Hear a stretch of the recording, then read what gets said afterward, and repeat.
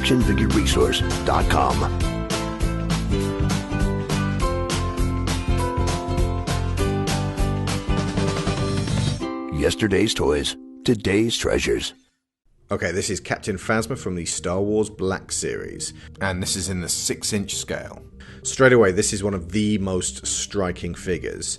Automatically, one thing that stands in her favour over a lot of the other Black series is that she has a helmet on rather than a face to be laser scanned. So straight away, what we've got here is a perfect 3D model of the helmet that there was. It is indisputably Captain Phasma's helmet. There's no looking at it and going, does that really look like Phasma? That's absolutely Phasma. And she's in the silver Centurion armour, which always kind of reminded me of the Cylons in the original Battlestar Galactica. The combination of the ribbed underbody glove and the by your command silver, it really strikes me in that. Like they've deliberately gone for that particular retro look, but it's almost like a cheeky kind of, well, you stole from Star Wars, so we're going to steal from you.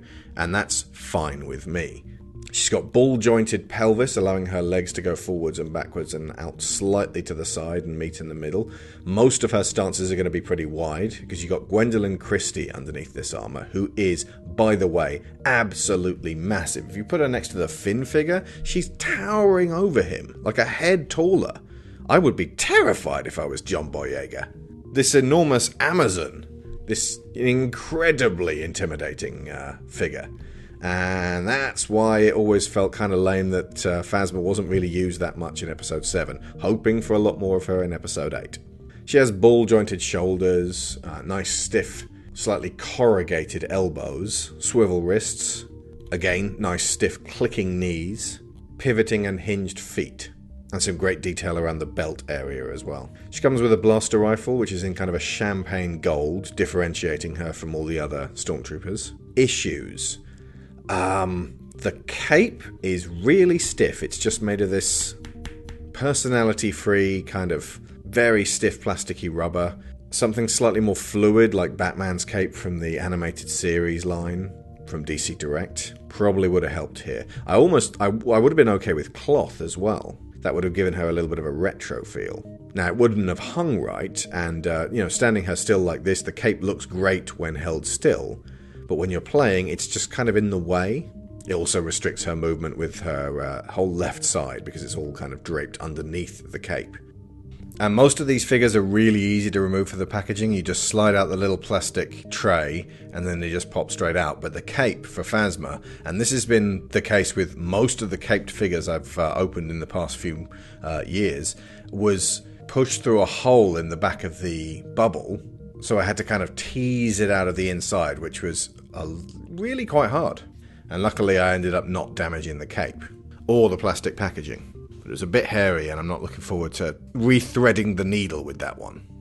Her midsection, she doesn't swivel at the waist. She does swivel around the chest area, but only a tiny, tiny amount, which allows for very little in the way of like dramatic poses. She's very much a sort of a sentinel standing there looking intimidating. She can bend her arms a little bit. She's almost a Terminator, but like an old Terminator. There's very much a kind of a medieval knight going on here. If anything, she's more like Vader than Kylo Ren. And actually, interestingly enough, Kylo Ren's original uniform outfit was going to be this silver stormtrooper, but they decided against it and started to really jazz up his costume, making it much more of a Vader wannabe. But they just love the Silver Centurion design that they kept it for Phasma. Any other issues? There's not much to her. She's a tall silver knight holding a gun.